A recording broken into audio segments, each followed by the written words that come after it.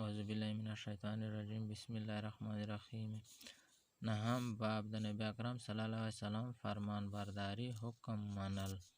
او د کتل چې نبی صلی الله علیه وسلم منشا مبارک څه دی.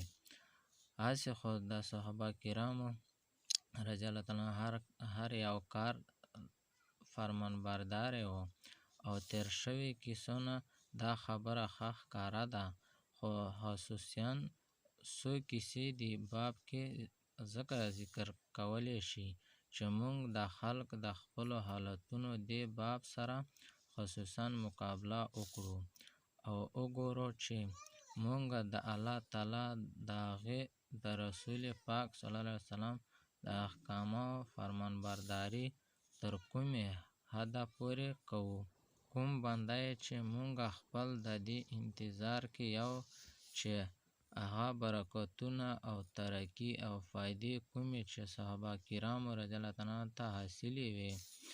موږ ته دې هم حاصلې شي. که چیرې واقعي موږ خلق د دې څیز ارزومند یو نو موږ ته دې هم هغه کول پکار دي کوم چې دې حضرتو وکړې او دنیا ته یې وښودلې.